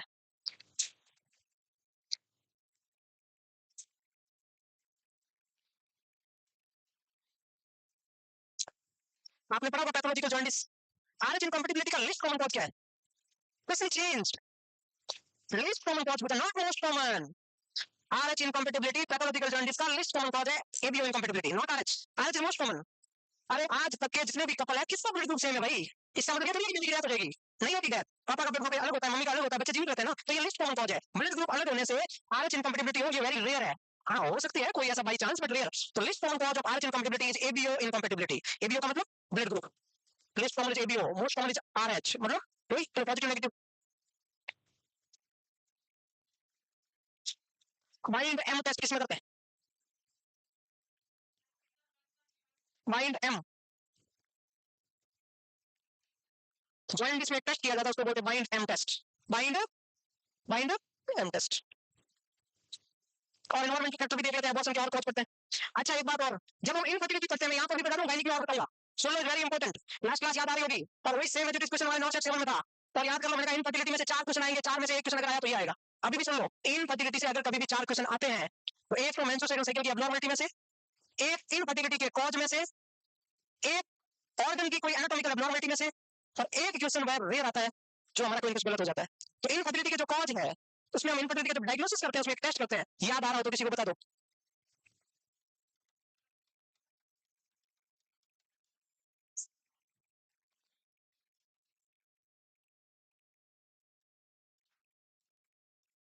ये शायद आगे पीछे कुछ सही है ना, या तो ये आगे पीछे कुछ है, शायद यही है। Sims Huhner test, post coital sperm contact test, या तो PCSCT है या PSSCT, ऐसा कुछ है। मतलब सिम्स हनर टेस्ट क्या होता है, कोई बता पाएगा? What is Sims Huhner test? ये अभी आया था क्वेश्चन में, याद कर लो, 100% आएगा। इतना ही है, पहले से पता रहता है क्या क्या आएगा, बट वो सुने कौन? फिर देखो कई बार क्या होता है, ये सबसे लास्ट डायग्नोसिस है इनफर्टिलिटी का, कॉज पता करने का। पहले अपन क्या करते हैं, कोई फीमेल प्रेग्नेंट नहीं हो पा रही, तो पहले फीमेल की पूरी ऑर्गन वाइज स्टडी करते हैं, हाइपोथैलेमस सही है कि नहीं है, एंटीरियर पिट्यूटरी सही है, ओवरी सही है, ऑर्गन सारे सही है, ओवम बन रहा है प्रॉपर, सारा टेस्ट हो गया। फिर करते हैं मेल की स्टडी सेपरेट, मेल के सारे एंडोक्राइन नॉर्मल है, कोई डिसऑर्डर नहीं है, कोई डायबिटीज नहीं है, कुछ भी दिक्कत नहीं है, कोई हाइड्रोसिल नहीं है, कोई वेरिकोसिल नहीं है, स्पर्म बराबर बन रहे हैं, मॉर्फोलॉजी बराबर है, मोटिलिटी, वाइटलिटी, काउंट सब कुछ ओके है। फिर एस दोनों नॉर्मल है, एलपी प्रेगनेंसी नहीं हो रही है, तो फिर हम क्या करते हैं कि ऐसा कुछ तो है जिसकी वजह से दिक्कत है, कुछ तो गड़बड़ है, फिर क्या करते हैं, फिर इस सब लोगों को मिलाते हैं, फिर इसका सैंपल लेते हैं, फिर चेक करते हैं कि ये मिलते ही तो नहीं मर गया इस सब, तो क्या करते हैं कि कोइटस एक्ट, पार्टनर को बोलते हैं कोइटस एक्ट, कोइटस एक्ट के 2 घंटे के अंदर सैंपल लेना है, अर्ली मॉर्निंग कोइटस एक्ट होना चाहिए, कोइटस एक्ट हुआ, अब स्पर्म कहाँ है, सर्वाइकल कैनाल में, कहाँ है, सर्वाइकल म्यूकस, सर्वाइकल सीक्रेशन भी कहाँ है, सर्वाइकल कैनाल में। कोइटस एक्ट करते ही 1 घंटे के अंदर क्या लेते हैं, सैंपल ले लेते हैं, कहाँ से, सर्वाइकल कैनाल से। तो बताओ इस सैंपल में स्पर्म भी होंगे, हो सकता है वो भी होगा, तो कोइटस एक्ट होना चाहिए ओवुलेशन के टाइम, ये भी पहले स्टडी करते हैं कभी ओवुलेशन हो रहा है। अब इस सैंपल को लेते हैं, इसको बोलते हैं post coital sperm contact test. Coitus करने के बाद सर्वाइकल म्यूकस का सैंपल लेते हैं, सी, 1 मिनट,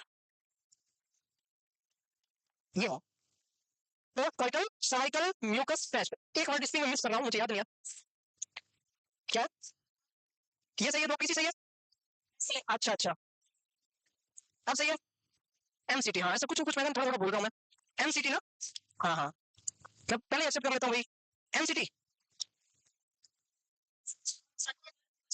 हाँ mucus contact test. Coitus act करने के बाद में फीमेल ऑर्गन से सैंपल लिया जाता है, दोनों अलग अलग तो ठीक है, इसमें फुल पोटेंशियल है, और में फुल पोटेंशियल है, लेकिन दोनों मिलते ही तो नहीं मर जा रहे हैं। ये भी एक क्वेश्चन है, इसको बोलते हैं सिम्स हनर टेस्ट, क्या बोलते हैं,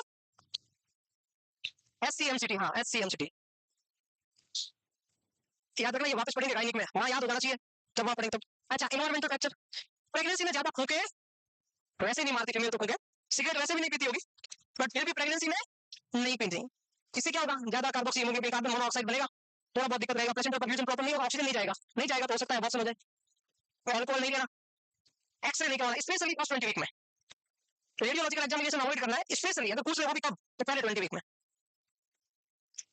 और एंटी कैंसर तो हम वैसे ही नहीं लेते भाई, हाइड्रोजेनिक भी होगा मीथोट्रेक्सेट ले लिया तो हो जाएगा, एंटी कैंसर ड्रग से तो अबॉर्शन होता ही है, सेल वॉल सिंथेसिस तो रोक देगी। एक्टोपिक प्रेगनेंसी की ड्रग चॉइस क्या है, क्यों है, क्योंकि वो क्या करती है, तुरंत वहीं पे रोक देती है, सेल वॉल सिंथेसिस को रोक देती है, तो एंटी न्यूप्लास्टिक का मतलब एंटी कैंसर ड्रग, ये भी क्या कर देगी भाई, एंटी कैंसर ड्रग क्या करती है, टिश्यू की ग्रोथ को रोक देती है, और कभी भी एंटी कैंसर ड्रग सिर्फ हार्मफुल टिश्यू को इफेक्ट नहीं करती, ये बॉडी के हेल्दी टिश्यू को भी मारती है। इसीलिए जब भी हम किसी पेशेंट को कीमोथेरेपी देते हैं या रेडिएशन थेरेपी देते हैं, पेशेंट की इम्यूनिटी का सत्यानाश हो जाता है, कुछ भी हो सकता है, कोई टॉलरेट करता है कोई नहीं करता है, कोई चला जाता है कीमोथेरेपी की वजह से, बोन मैरो डिप्रेशन सब कुछ कम पर होता है। कीमोथेरेपी का मोस्ट डेंजरस एडवर्स इफेक्ट है bone marrow depression, most dangerous adverse effect of chemotherapy is bone marrow depression, pancytopenia हो जाता है, क्या हो जाता है, डब्ल्यूबीसी आरबीसी प्लेटलेट बनेंगे नहीं बनेंगे तो ना तो इन्फेक्शन प्रिवेंट होगा, ना ब्लड रुकेगा और ना ब्लड सेल बढ़ेगी, तीनों नहीं बढ़ेंगे। हो गया, आगे बढ़े, ये आगे समझ रहे हो, क्या हो गया, अब आता है ट्रॉमा। रास्ते से जा रही थी तो ठोकर लगी तो मैं क्या करूं भाई, चलते चलते पाँव फिसल गया, स्कूटी पे आगे वाला ब्रेक लगा दिया है, बाई चांस ऐसा हो गया, गिर सकते हैं ना, होता है, ऐसा हो सकता है, एवरीथिंग इज पॉसिबल, नहीं नहीं गिर सकते हैं, चाहे पापा की परी हो या पापा का परा हो, कोई भी गिर सकता है, ऐसा कुछ नहीं है भाई, कोई भी गाड़ी से जा रही है, तो मेरी सिस्टर जा रही है तो वो भी तो अपने पापा की परी होगी, अगर ऐसा है तो कोई भी हो सकती है, जहाँ गिर सकती है, ध्यान रखना, मतलब एक्सीडेंट से भी अबॉर्शन होता है, ऑफकोर्स होता है, इसमें दूसरा हर किसी को ऐसा नहीं सोचना है, कोई भी हो गिर सकता है इसमें, तो ध्यान रखना है, पाँव पिघल सकता है, अब ऐसे तो नहीं कहूँगा सीढ़ियाँ से गिर गई, ऐसे चल रही थी ऐसे बाई चांस, ऐसा हो सकता है ना, तो ट्रॉमा का मतलब ट्रॉमा, कुछ भी ट्रॉमा, बस अब बताओ, एक और बचा है सेकंड ट्राइमेस्टर का, सर्वाइकल इनकॉम्पिटेंस, सुनो पहले इसको लिखना नहीं है, बाकी वाले तो लिख लीजिए सब, ये यूट्रस ये सर्विक्स, जब फीमेल प्रेग्नेंट है तो वैसे सर्विक्स कैसी रहनी चाहिए, क्लोज, कैसे रहनी चाहिए, और नॉर्मली सर्विक्स क्लोज ही रहती है, लेकिन कई बार क्या होता है सर्विक्स लूज रहती है, तो उसके लिगामेंटल कोई इशू होता है, कोई एनाटॉमिकल एब्नॉर्मलिटी है, जो फीमेल की प्रेगनेंसी 14 वीक को क्रॉस करती है, कितनी, मतलब ऐसा बोलते हैं सेकंड ट्राइमेस्टर में क्यों, क्योंकि प्लेसेंटा भी बन जाता है 12 वीक बाद, एमनियोटिक फ्लूइड का भी कंटेंट बढ़ने लगता है, फीटस का वेट भी बढ़ने लगता है, और अंदर बहुत सारा ग्रोथ भी होने लगता है, यूट्रस की खुद की साइज भी बढ़ने लगती है, तो इस भार की वजह से सर्विक्स क्या हो जाती है, ओपन हो जाती है, और सर्विक्स ओपन होगी तो बेबी क्या आ जाएगा, इनकॉम्पिटेंस का मतलब होता है ओपन, आपने पढ़ा वेरिकोज वेन, वेरिकोज वेन की डेफिनेशन क्या है, इनकॉम्पिटेंस वॉल, हमारा जो वेन है उसके वॉल खुले रह जाना, तो ब्लड ऊपर नहीं आएगा, खुले रहेंगे, सेमी होगा तो खुले रहेंगे, तो ब्लड ऊपर आएगा ही नहीं, भाई नीचे वाला ब्लड ऊपर क्यों आता है, यहाँ हार्ट तो है नहीं, पैसा तो है नहीं, जगह हार्ट है भाई, आप नीचे रहता है तो भी ब्लड सप्लाई ऊपर क्यों आती है भाई, ऊपर से नीचे इसलिए जाती है क्योंकि हार्ट पंप करता है, इधर से रिटर्न वापस हार्ट में क्यों जाता है, पैर से यहाँ क्यों आता है, क्योंकि वेन में वॉल होते हैं, जो ब्लड ऊपर गया वॉल बंद, ऊपर गया बंद, तो वेरिकोज वेन क्या होता है, लंबे समय से खड़े रहने से वॉल खुले रहेंगे, खुले रहेंगे तो वहाँ ब्लड इकट्ठा हो जाएगा, उसके लिए कौन सा टायर यूज करते हैं, वेरिकोज वेन या डीवीटी का पता करने के लिए, वेरिकोज वेन के लिए ब्लड स्टेटिस हो रहा है एक जगह, उसके लिए कौन सा ट्रायड यूज करते हैं, ट्रायड, 3 साइन का एक ट्रायड होता है, विर्चो ट्रायड, नहीं याद है, विर्चो कौन है, विर्चो कौन है, कोई पर्सन है, कौन है वो is Virchow, Rudolf Virchow the father of pathology, pathology के फादर रूडोल्फ विर्चो ने ट्रायड दिया था, क्या होता है वो कल पढ़ के आओगे, ट्रायड का मतलब 3 साइन होते हैं, जहां ब्लड रुकता है डीवीटी वगैरह होता है उसमें 3 साइन का एक ग्रुप होता है, उसको बोलते हैं विर्चो ट्रायड। अच्छा विर्चो ने और क्या दिया,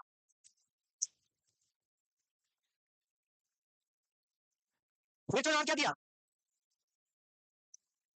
इंपॉर्टेंट चीज है, और पक्का क्वेश्चन आएगा क्योंकि असेसमेंट का क्वेश्चन है, इन्फ्लेमेशन से रिलेटेड है, what is inflammation, what is inflammation, definition पूछ रहा हूँ, इन्फ्लेमेशन क्या है,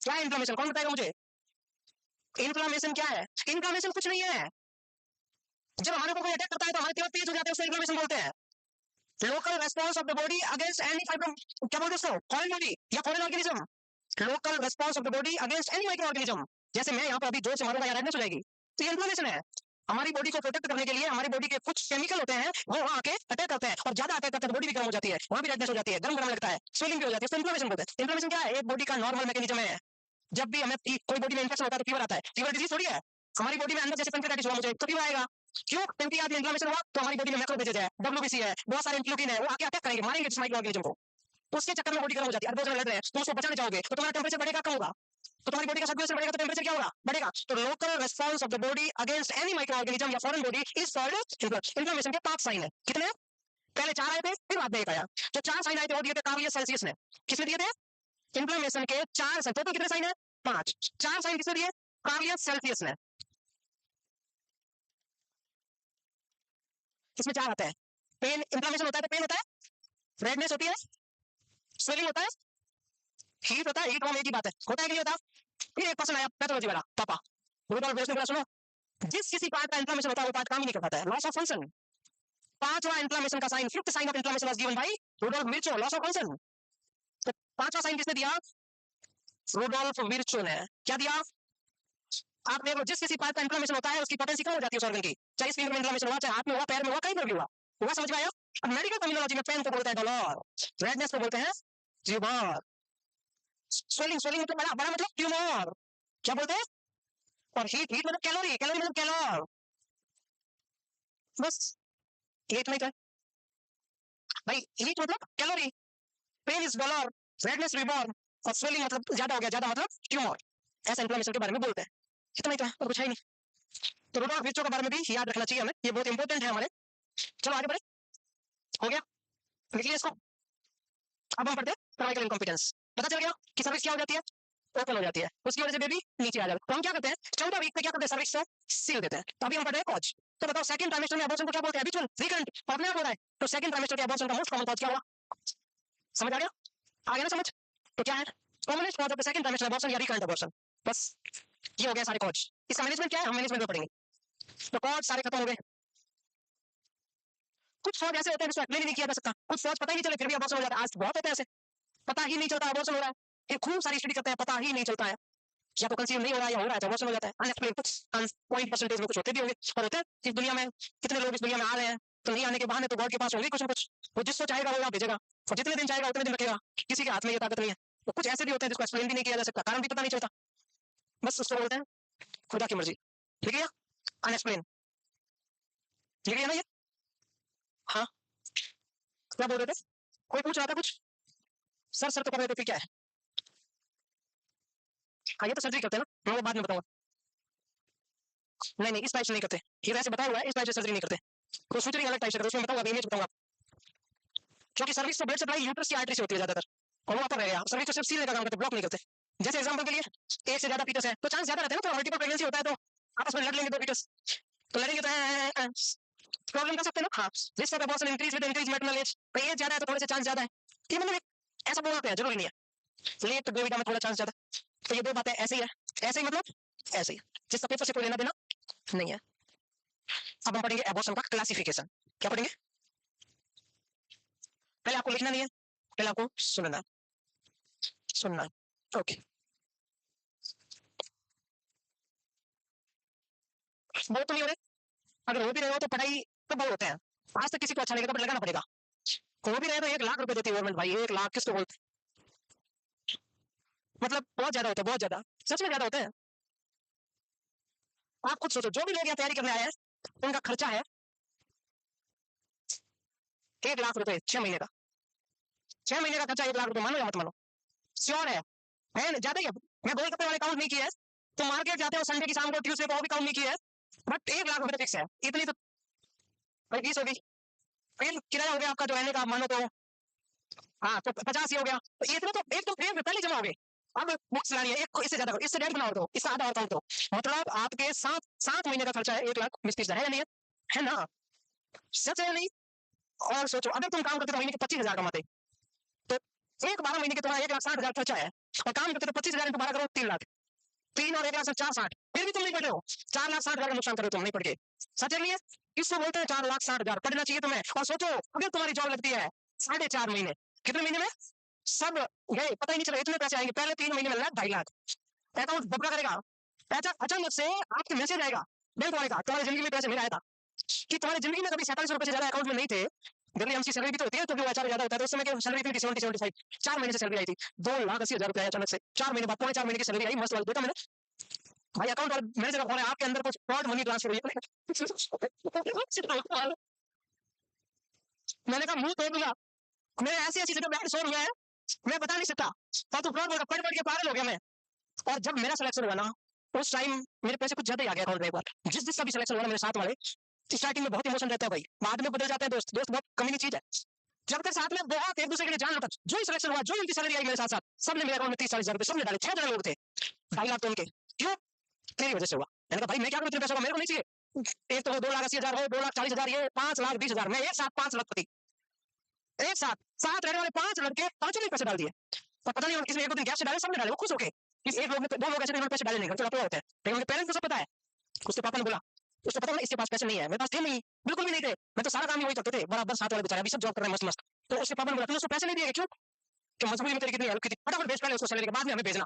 मैं उनके पापा को हमेशा नमस्कार करता हूँ, बहुत अच्छे हो तुम, सबके पापा ऐसे होने चाहिए। मेरे को मतलब बहुत आनंद आया उस टाइम, जब सिलेक्शन हुआ ना तो इतनी खुशी हुई, क्योंकि प्री सैलरी तो आई, दूसरे पैसे बहुत इंपॉर्टेंट होते हैं, बाद में तो कोई कुछ नहीं है, अगर वो चले जाते हैं बाद में कोई नहीं देता, पहली सैलरी में इमोशन होता है, ले तू ले जा, हुआ तू ले जा, तो उनको बहुत बहुत मेरे को खर्च किया उन्होंने, और हालांकि ऐसा नहीं है, रोजाना इतनी हेल्प करते थे, इतनी हेल्प करते थे, जब हम पढ़ते थे ना, 4-5 दिनों का ग्रुप था मस्त, एक जने का काम ये था कि इसके धोबी से कपड़े प्रेस करवा के लाने, बेचारे इतने मस्त दोस्त थे, इतने मस्त, मतलब सोचो आप, वो लालच क्या है, शाम को मेरे को बोला तू खड़ा रहेगा हम सुनेंगे, मैंने कहा हाँ बिल्कुल, मेरे को आनंद आ रहा है, ऐसे करके आज सब्जेक्ट एक पढ़ेंगे, एक सब्जेक्ट तभी पढ़ूंगा, रात को 11 बजे भी चाय पड़ेगा, 3 बजे भी चाय पड़ेगा, 1 महीने का टेंडर के साथ तो तेरा, चाय भी शौकीन अपन, एक जने को चाय का टेंडर, एक जना खाना रूम में लेके आएगा, ठीक है, एक जना अपना ये काम कर लेगा मस्त, और कभी कभी घूमने जाते तो वो बोलते एक टेस्ट ले ले तुम, मैंने कहा दिलवा दे, मना कौन करे, तो खूब एंजॉय किया, तो पढ़ाई में आनंद है ना, वो किसी में नहीं है, अभी वो मिलते हैं ना तो ऐसे लगता है कि हाँ मैंने कुछ लेके आया क्या, तो अब क्या लेके आऊँ, तो तुम्हारी सब बन गई, बस ठीक है।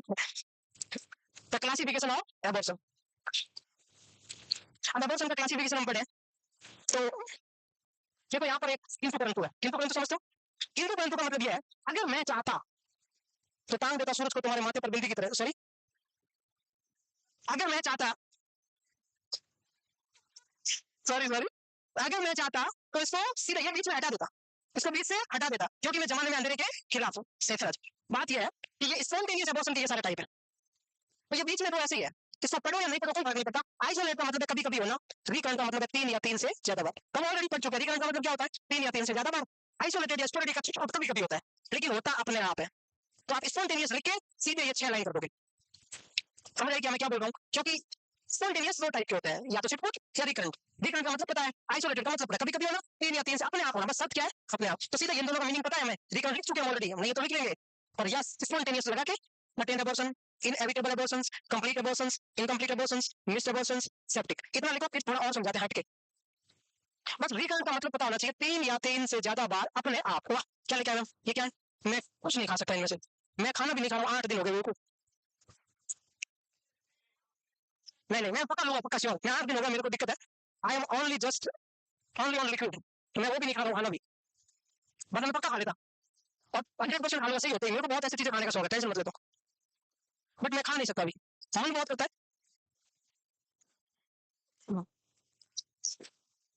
लिखो लिखो वही अपना एक ही डिसऑर्डर है ना, अभी तो ठीक है, अच्छा रिकवरी में मस्त,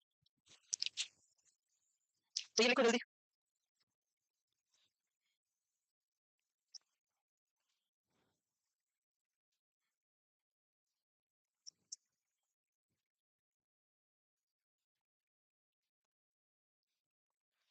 जल्दी लिखो देखे,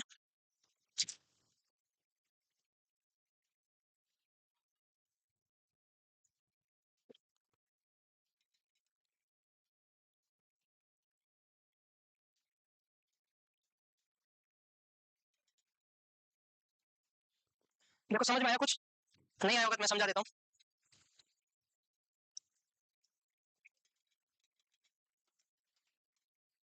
इधर ध्यान देना, अपने आप जो अबॉर्शन होता है उसको क्या बोलते हैं, कई बार इंड्यूस का मतलब है हम अबॉर्शन करवाते हैं, हो सकता है वो लीगल भी हो सकता है कुछ लोग इलीगल तरीके से भी करते हैं, तो लीगल मतलब हम अबॉर्शन करवा रहे हैं, एक एक्सपर्ट जो रजिस्टर्ड टीम है, कौन वो टीम वो हम डिसाइड करेंगे बाद में, और या इलीगल, और एक बात सोचो आप पहले इसको क्लियर कर लेते हैं, शॉर्ट है उसको पहले फिनिश कर लेते हैं, इंड्यूस का मतलब है अबॉर्शन करवाना लीगली और इलीगली, और इलीगल होगा उसको ज्यादा ज्ञान होगा नहीं, या तो टैबलेट थोड़ी नहीं लेंगे या हाइजीन पर ध्यान नहीं रखेंगे, तो उसमें infection is more, infection is septic का मतलब क्या होता है इन्फेक्शन, तो इंड्यूस में भी इलीगल में, तो क्वेश्चन आता है इन्फेक्शन कौन से अबॉर्शन में मोस्ट कॉमन है, इंड्यूस में भी इलीगल में, क्या ये बात क्लियर होगी, इंड्यूस में और इंड्यूस में भी इलीगल में। अब हम इस पे पढ़ते हैं, स्पॉन्टेनियस मतलब अपने आप, मिस्टेरियस को क्या बोलते हैं अपने आप, इसमें एक होता है थर्टेंड, एकमात्र ऐसा अबॉर्शन है जो अबॉर्शन है ही नहीं, सही बात में बोलूं अबॉर्शन ही नहीं हुआ है, द ओनली अबॉर्शन जिसमें pregnancy continuation is possible, possible पूरा, जिसमें प्रेगनेंसी को कंटिन्यू रखना पॉसिबल है, क्यों, क्योंकि फीटस का कोई भी पार्ट लॉस नहीं हुआ है, सब कुछ सेव है, placenta fetus amniotic fluid cervix fluid सब कुछ सेव है, तो ऐसा कौन सा अबॉर्शन है जिसमें प्रेगनेंसी कंटिन्यू रखना पॉसिबल है,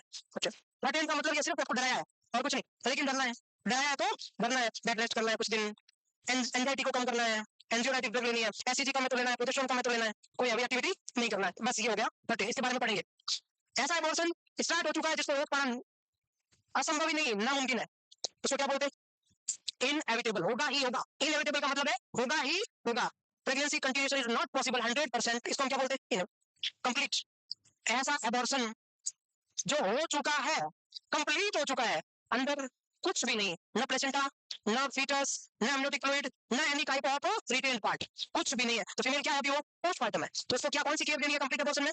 पोस्टमार्टम केयर देंगे। अब एक बात सुना दो यहाँ पर, जब मैं 13 एबॉर्शन पे रहूंगा उसके सेम फीचर्स कंप्लीट एबॉर्शन में, बस एक डिफरेंस है, सेम फीचर्स है 3, एक डिफरेंस है ओनली, वो रात दिन का डिफरेंस है। इसमें सब कुछ अंदर, इसमें कुछ नहीं अंदर, और 3 साइन इसमें है, वही इसके साइन है। कंप्लीट में सर्विक्स क्लोज, 13 में सर्विक्स क्लोज, अभी सिर्फ सुनना है, बाद में सब लिखेंगे, फिर भी ऐसे आप मेरे को लिख लो। 13 में सर्विक्स, कंप्लीट में सर्विक्स, क्योंकि सब कुछ हो चुका है, और 13 में कुछ नहीं हुआ है, इसका मतलब सर्विक्स पेन मिनिमल, उसमें भी मिनिमल पेन, दोनों में कम से कम, 13 में भी ज्यादा पेन, कंप्लीट में भी पेन। क्यों? सब कुछ हो चुका, क्यों पेन होगा? जब अंदर कुछ रहता है तो पेन रहता है। ब्लीडिंग तब रहती है जब अंदर कुछ पार्ट रहता है, इसमें ब्लीडिंग सबसाइड, किसमें? 13 में, उसमें भी ब्लीडिंग सबसाइड। तो तीनों का मतलब एक बात सुनो, no pain no bleeding cervix close, ऐसे भी बोल सकते हैं, या बोल सकते हैं minimal pain minimal bleeding cervix close. किस किस में? 13 में, और एक डिफरेंस क्या है? fetus fully safe inside the uterus is 13, uterus is empty is complete, एक डिफरेंस और है, वो आपको आ गया, एक में फंडासाइड ज्यादा है, एक में फंडासाइड कम है, बताने की जरूरत नहीं है।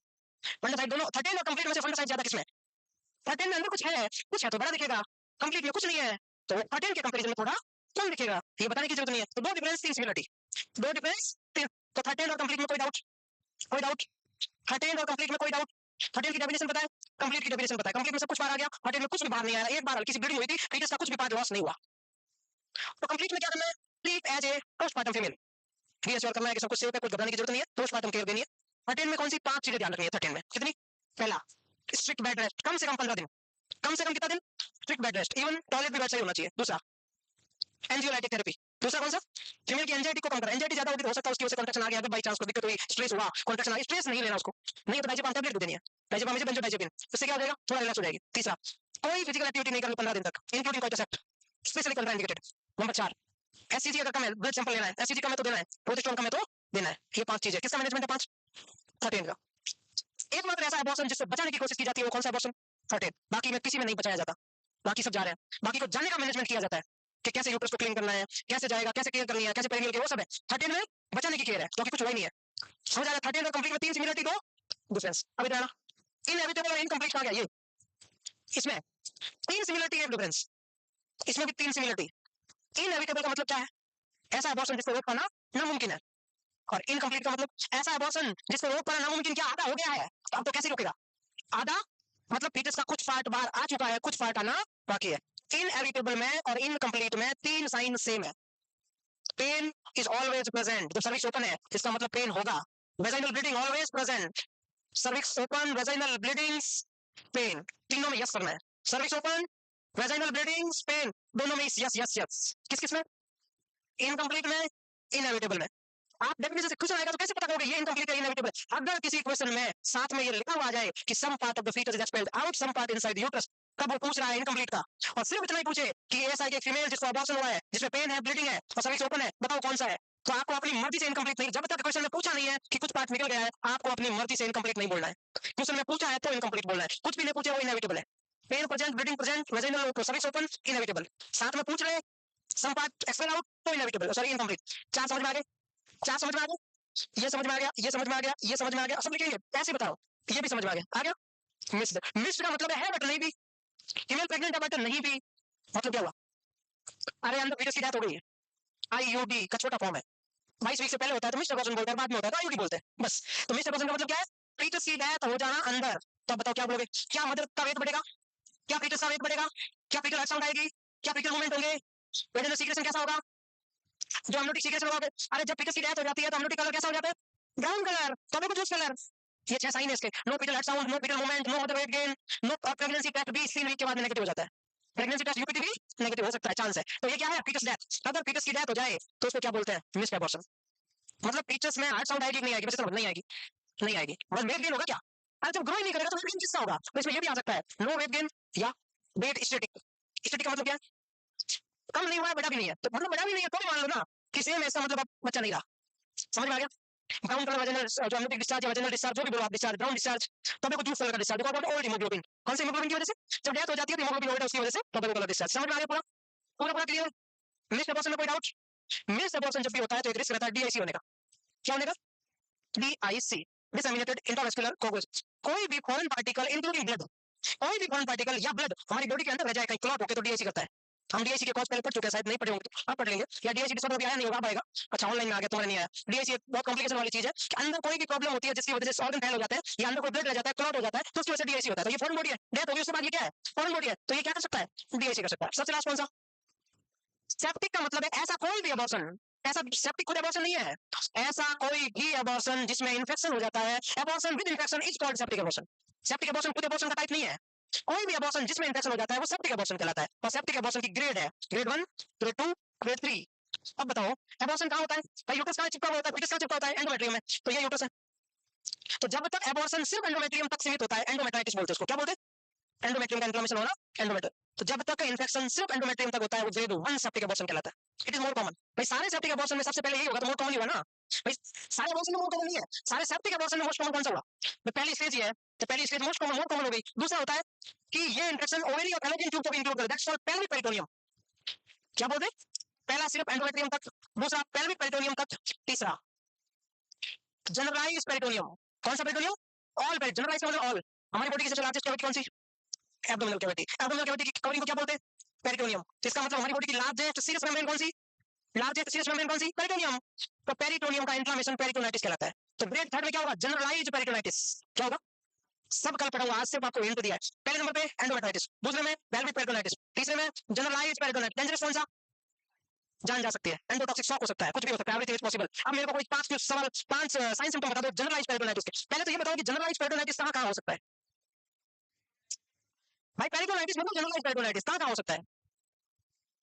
हमारी एब्डोमिनल कैविटी में कोई भी ऑर्गन जिसका इन्फ्लेमेशन हो जाए वो पेरिटोनाइटिस कर सकता है।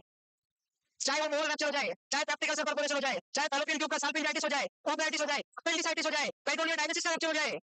अपेंडिसाइटिस का कॉम्प्लिकेशन क्या है? पेरिटोनाइटिस। पेरिटोनियल डायलिसिस का कॉम्प्लिकेशन क्या है? पेरिटोनाइटिस। साल्पिंजाइटिस का कॉम्प्लिकेशन क्या है? भाई अंदर से कोई भी माइक्रो ऑर्गेनिज्म पेरिटोनियम को टच करेगा तो यहां भी टच कर देगा। भाई ये कवरिंग, ये ऑर्गन है, इसमें इन्फ्लेमेशन होगा तो ये टच है, इसके टच ही तो है, इसमें क्या हो जाएगा? इन्फ्लेमेशन हो जाएगा, तो उसको बोलते हैं पेरिटोनाइटिस।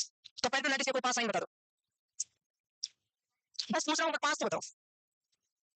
साइन हमेशा इन्फेक्शन में 2 टाइप के आते हैं। इन्फेक्शन में कोई भी साइन होते हैं 2 टाइप के आते हैं, एक होता है सिस्टमैटिक साइन और एक होता है local sign. Local sign symptom, एक होता है सिस्टमैटिक साइन सिम्टम। सिस्टमैटिक मतलब पूरी बॉडी में आता है, हमारी बॉडी में यहाँ इन्फेक्शन हुआ बट पूरी बॉडी में साइन आ रहा है, वो सिस्टमैटिक। और जहाँ इन्फेक्शन हुआ वहीं पर आ रहा है, वो लोकल कहलाता है। तो कोई भी इन्फेक्शन, तो मैं पूछ रहा हूँ पेरिटोनाइटिस, पेरिटोनाइटिस के साइन बता दो। कोशिश तो ये करो कि 5 इसके और 5 इसके बताओ, बट टोटल 5 बता दो तो मान लो। भाई देखो सिस्टमैटिक का तो सीधा फंडा है, कोई भी बॉडी में इन्फेक्शन हो सबका साइन सेम है, सबका सेम है। Fever, chills, rigor, nausea, vomiting, increase WBC, ESR, CRP, low calcitonin, जो भी इन्फेक्शन के मार्कर होते हैं वो बढ़ गए। Fever, chills, rigor, nausea, vomiting, WBC increase, leukocyte increase, lymphocyte neutrophil increase, वो तो है सिस्टमैटिक। अब ऐसा मामला लोकल में। पेरिटोनियम क्या है? ये क्या क्या आएगा? Tender, rigid, hard, board like abdomen. क्या बोलते हैं? बोर्ड मतलब एकदम हार्ड जैसा, गार्डनिंग ऑफ एब्डोमेन, मतलब एब्डोमेन को टच करोगे तो कांच जैसा लगेगा, जैसे आप अशोक सर के ऑफिस में जाते हो कांच है टेबल के आगे, उसको कभी कभी टच करते हो तो कैसी फील आती है, ऐसा एब्डोमेन हो जाएगा। Rigid, hard, tender, board like, gardening of the abdomen is called. ये किसका साइन है? पेरिटोनाइटिस का साइन है। सीवियर एब्डोमिनल पेन, और पेन भयंकर होगा, ये साइन किसके अच्छे है? पेरिटोनाइटिस के साइन है। और ऐसा क्वेश्चन आएगा कि फीमेल में ये प्रॉब्लम है, बताओ क्या हुआ है, या मेल में किसी में भी, वो पेरिटोनाइटिस का साइन है। ऐसे आपको सीन बना के देंगे 5 लाइन का क्वेश्चन, ऑप्शन देंगे ये क्या डिसऑर्डर है, पेरिटोनाइटिस बताना आपको। समझ में आ गया? हम ये क्लासिफिकेशन वगैरह लिखेंगे।